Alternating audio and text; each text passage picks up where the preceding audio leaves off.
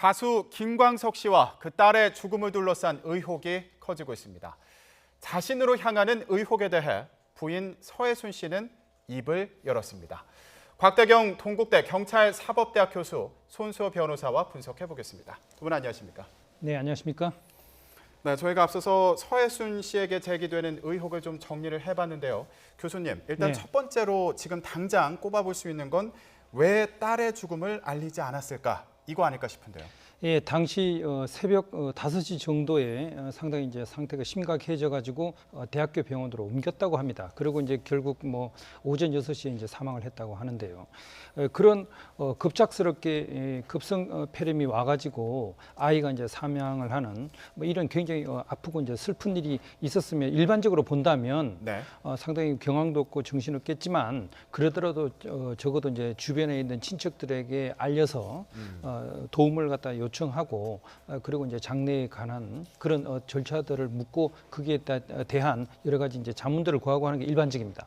그런데 이제 그 사실을 제대로 주변에 이제 알리지 않았다. 그런데 이제 그 이유가 본인은 뭐 시댁과 이제 사이가 이제 좋지 않았고 시댁에서 자기 딸아이를 제대로 취급을 하지 않았기 때문에 그런 걸 갖다 알리지 않았다. 그리고 이제 뭐 미국으로 갔다 이런 건데 그런 어떤 과정이 석연치 않다. 그래서 이제 과연 이제 딸의 죽음에 대한 의혹이 충분히 이제 풀리지 않고 그 이후에 진행된 그런 어떤 저작권 관련된 그런 어떤 사실에 상당히 의문이 많다. 이래 가지고 지금 문제가 제기된 것 같습니다. 네. 지금 말씀해 주신 것처럼 서혜순 씨는 시댁에서 이 딸을 그러니까 손녀를 가족 취급하지 않았다 이렇게 주장을 하고 있습니다.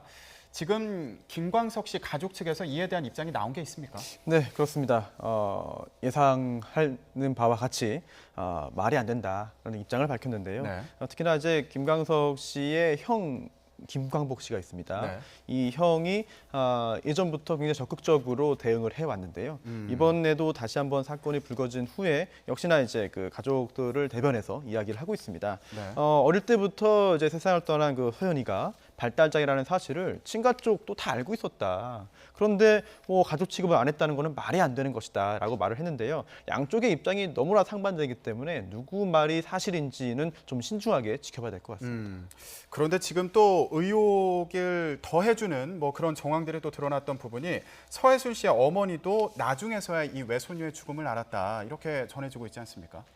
네, 사실 뭐 가장 이제 가까운 뭐 사이 중에 한 사람이 이제 딸과 이제 어머니, 친정 어머니 뭐 이런 상황일 텐데요. 그런데 친정 어머니에게까지 이제 사실 알리지 않아 가지고 친정 어머니도 이제 뒤늦게 뭐 알았다 네. 이렇게 이제 이야기를 하니까 뭔가 이제 죽음에 대한 석연치 않은 그런 어떤 사연이 있고 그걸 갖다가 서둘러 봉합을 하고 한국을 떠나 가지고 이제 뭐 미국으로 간 거 아니냐 뭐 이런 식의 지금 의혹이 제기된 그런 상황입니다. 네. 그런데 여기에서요, 그 서혜순 씨가 김광석 씨의 저작권을 결국 가져간 것으로 알려지면서 논란이 더 증폭되고 있는 그런 상황인데 이건 어떻게 봐야 되나요? 사실 저작권이라는 게 상속의 대상이 됩니다. 따라서 이제 피상속인이 사망하게 되면은 법이 정한 바에 따라서 네. 이제 상속이 이루어지는데요. 지금 현재 저작권, 저작 인정권 등과 관련해서 소송이 2차례 있었습니다. 그리고 첫 번째 소송은 이제 조정에 의해서 원만하게 합의로 끝났고요. 그 다음에 그러한 조정 결과에 또 불복해서 김광석 씨의 그 본가 쪽에서 소호 제기했는데 네. 여기에서는 대법원까지 갔습니다. 그 후에 이제 결국은 그 소송도 이제 마무리는 됐는데요. 그 결과 결국은 아버지가 세상을 떠난 김광석 씨의 아버지가 먼저 이제 그 권리를 받고요. 그 다음에 그 아버지가 사망하게 되면은 이제 곧바로 그 손녀가 되겠죠. 서연 양이 받는 것으로 이제 최종적으로 결론이 났는데 네. 그 과정에서 그런 최종적인 그런 그 대법원 판결이 선고되기 전에 서연 양이 사망을 했고 그 사망 사실을 이제 서혜순 씨가 밝히지 않았다. 이게 일부러 본인의 권리를 보호하기 위해서 밝히지 않은 거 아니냐라는 의혹이 좀 있는 것인데요. 네. 이 부분은 당연히 이제 의심이 들죠. 그런데 당시 소송이 어떻게 흘러왔는지 그런 그 시기들을 잘 봐야 됩니다. 따라서 전체적인 소송 기록을 다 검토하지 않은 상황에서 소송 사기다라고 단정해서 말씀드리기도 굉장히 어려운 부분이 있습니다. 네. 앞으로 이런 부분도 진선미 의원의 그 국회 질의 에서 경찰청장도 소송 사기 부분 뭐 수사해보겠다라고 네. 했거든요. 아마 그 부분도 염두에 두고 있을 것 같은데요. 서울청 광수대에서 이제 수사를 하게 되면은 그 부분 뭐 어렵지 않게 나오지 않을까 생각됩니다. 네. 지금 이 부분이 관심을 받는 이유 중에 하나가 그 저작권이요. 가치가 상당할 것으로 예상되기 때문인데 어느 네. 정도로 추정해 볼 수 있을까요? 그렇습니다. 뭐 아시겠지만 김광석 씨 같은 경우는 굉장히 대중들의 그 인기를 얻고 있는 많은 노래들 뭐 서른 점에라든지 뭐 이등병의 편지라든지 사랑했지만 거리에서 일어나 뭐 어느 60대 노부부 뭐 네. 이야기 흐린 가을 하늘에 편지를 써 너무 아픈 사랑은 사랑이 아니기에 이런 노래들을 발표해서 굉장히 대중적인 인기가 있는 사람이고요. 네. 그리고 실제로 뭐 이 사람이 이런 노래를 가지고 이제 공연을 하는 그런 것에 관한 저작권들까지 이제 다 이제 포함이 됩니다. 그 액수가 수십억이 되는 걸로 이제 이야기를 하는데요. 말씀하셨던 그 이제 서혜순 씨의 시아버님 김광석 씨의 그 아버님이 받았던 그 저작료도 뭐 10억이 넘는 걸로 이렇게 이제 이야기되고 있습니다. 그래서 뭐 어떤 기관에서는 발표를 하기를 뭐 최소한 저작권의 가치 자체가 30억이고 지금 현재 뭐 가치로 보면 거의 한 100억 가까이 되지 않느냐 뭐 이런 이야기를 하고 있는 거거든요. 그래서 상당한 액수기 때문에 이 저작권을 과연 누가 가지느냐 이거에 대한 논란이 지금 불거져 있는 겁니다. 네. 변호사님, 그러니까 네. 김광석 씨가 직접 작사 작곡한 곡들에 대한 권리를 네. 얘기하는 거죠.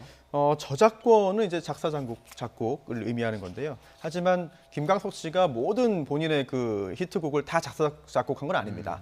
다른 작사가 작곡가의 곡을 받아서 이제 노래만 그거 네. 부른 경우도 있거든요. 이런 경우라 하더라도요. 특히나 대표적인 게 김광석 씨가 발매한 다시 부르기 음반이 있는데요. 굉장히 공전의 히트를 쳤죠. 네. 그 음반도 사실 김광석 씨가 작사 작곡하지 않은 노래들로 채워져 있습니다. 그런데 그 음반을 발매할 때 음반 제작까지 했거든요. 그렇다면은 저작 인접권이라는 또 권리가 발생하고요. 네. 그러한 저작권에 더해서 저작 인접권까지 가족들 사이의 법정 분쟁의 대상이 되었고 그러한 분쟁이 굉장히 긴 시간 동안 치열하게 있었기 때문에 양쪽의 그런 감정도 굉장히 상할 대로 상했던 상태인 것 같거든요. 네. 그러다 보니까 시간도 오래 지나고 또 재산적인 부분에 있어서의 갈등도 있고 게다가 또 손녀에 대한 그런 사망 사실까지 숨겨왔고 결국은 지금 상황에서 되돌아보면은 양측의 어떤 갈등은 정말 증폭될 수밖에 없는 그런 상황이었던 것 같습니다. 네. 그러니까 지금 저작권과 관련된 이 권리도 굉장히 복잡하게 얽혀 있는 그런 상황으로 보이는데 자, 그러다 보니까 법적 공방도 꽤 길게 했던 것으로 보입니다. 자, 의혹이 커지면서 지난 2006년 당시에 인터넷 게시물이 또 큰 관심을 일으키고 있는데요.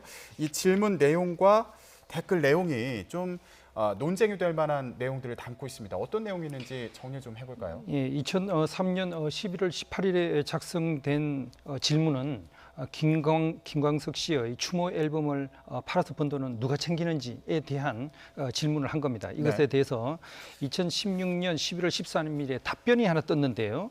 그런데 이 사람은 정확하게 자기 이름을 밝히지는 않았는데 영어로 SEOH 그리고 네. 땡땡땡땡 돼 있습니다. 그러니까 추정하길 혜순 씨의 가장 첫 번째 이니셜인 H까지 해가지고 서혜순 씨가 쓴 게 아니냐 이렇게 이제 추정을 하는데 그 내용이 미망인과 딸은 외국에 나가 있고 현재 이제 시아버지가 로열티 수입 전부를 관리하는 것이 맞다. 근 10억 넘게 10년간 받으셨고. 시어머니는 부동산 등 종로구 창신동의 알부자십니다. 그리고 손녀딸의 학비를 한 번 내준 적 없는 돈에 대해서는 무서운 노인네라고 합니다. 이런 내용이 인터넷에 뜬 겁니다. 네. 그런데 뭐 이런 정도 구체적인 내용이면 사실 그 내부를 알고 있는 사람, 상당히 안에 어떤 일이 이제 진행되고 있는지를 알고 있는 사람이 아니냐. 이렇게 이제 추정해 볼 수 있는데 그래서 이걸 쓴 사람이 서혜선 씨가 아닌가 일부 네티즌들은 그렇게 추정을 하고 있는 그런 상황입니다. 네. 그러니까 다시 한번 말씀드리자면 댓글 내용 자체를 지금 현재 상황으로서 믿을 수 있다 이렇게 얘기하기도 어렵고요. 또 글쓴이가 누군지도 아직은 불명확하다는 점을 좀 명확히 말씀드려야 될 것 같고요. 그럼에도 불구하고 이렇게 여러 가지 의혹, 논란이 계속되다 보니까 서혜순 씨가 인권위에 제소를 했다고 해요. 그렇습니다. 법적인 대응을 하겠다라고 하면서 그 하나의 예로 국가인권위원회에 제소하겠다라고 했는데요. 네. 국가인권회의 어떤 업무 범위는 국가인권위원회 법에 규정이 되어 있습니다. 그래서 조사 대상이 30조에 있는데요. 첫 번째로는 이제 국가기관 등에 의해서 인권이 침해당하거나 차별행위를 당한 경우에 제소할 수 있겠죠. 진정을 이제 신청할 수 있겠죠. 네. 그리고 또 하나가 뭐 사인, 일반인으로부터 차별행위를 당한 경우에도 할 수 있습니다. 그런데 이번 사안 같은 경우에는요, 이런 그 국가기관으로부터 인권을 침해당한 사안은 아닌 것으로 보이거든요. 사인으로부터 어떠한 그 행위를 당했다라고 하는 것인데 네. 그렇다면 이게 차별행위의 경우에는 가능하지만 이게 차별행위가 아니라 뭐 인권을 침해당했다라고 한다면은 이거는 국가인권위원회가 조사할 수 있는 그런 대상에 포함되기 어려워 보입니다. 네. 이럴 경우에는 이제 각하 결정이 내려지게 되는데 국가인권위원회가 실제로 서해순 씨가 어떠한 그 조치를 취할지 또는 여기에 대해서 국가인권위원회가 어떠한 결정을 할지는 지켜봐야겠습니다만 일단 서해순 씨가 뭐 면밀한 법정 검토를 한 후에 한 이야기는 아닌 것 같거든요. 그렇다면 국가인권위원회 제소가 아닌 다른 법적인 조치를 충분히 취할 수도 있어 보입니다. 네, 그러니까 뭔가 좀 상징적인 조치를 한 게 아닌가 이런 생각도 드는데 어떻게 보십니까? 네, 그렇습니다. 본인으로서는 지금 이제 자기가 이제 마녀 사냥을 당했다. 그래서 이제 부당하게 지금 차별 대우를 받았다. 이런 걸로 보고 자신의 인권을 좀 회복하기 위해서 이제 국가인권위원회에 제소를 하는 게 필요하다. 뭐 이렇게 이제 판단을 한 것 같은데요. 네.